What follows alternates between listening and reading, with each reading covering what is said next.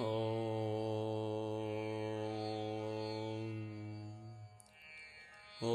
नमो भगवते वासुदेवाय। ॐ नमो नारायणाय। श्रीमन्नारायणीयं दशकं 17 श्लोका 9। इति ऊचिषि इत्यूचिषि त्वयि गते नृपनन्दनः असौ नृपनन्दनोऽसौ इत्यूचिषि त्वयि गते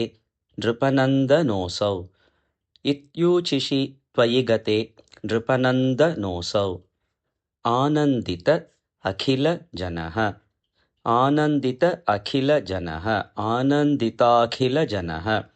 आनन्दिताखिलजनः नगरीम् उपेतः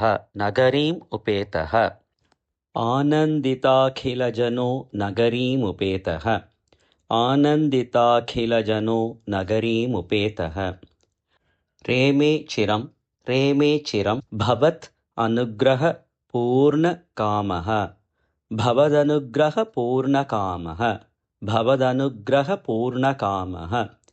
रेमे चिरं भवदनुग्रहपूर्णकामः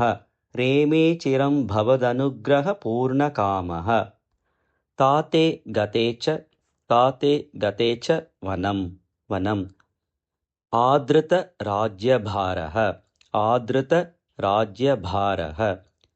ताते गते च वनमादृतराज्यभारः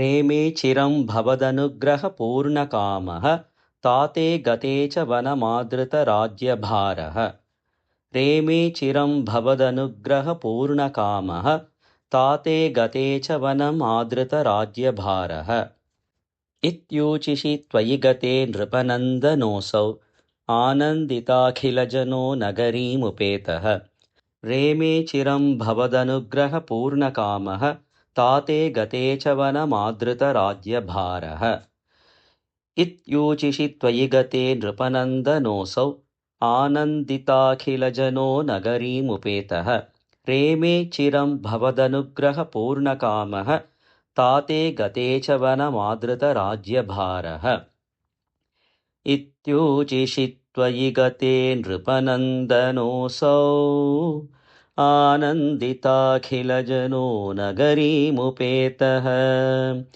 रेमे चिरं भवदनुग्रहपूर्णकामः ताते गते च वनमादृतराज्यभारः इत्यूचिषि त्वयि गते नृपनन्दनोऽसौ आनन्दिताखिलजनो नगरीमुपेतः रेमे चिरं भवदनुग्रहपूर्णकामः ताते गते च वनमादृतराज्यभारः।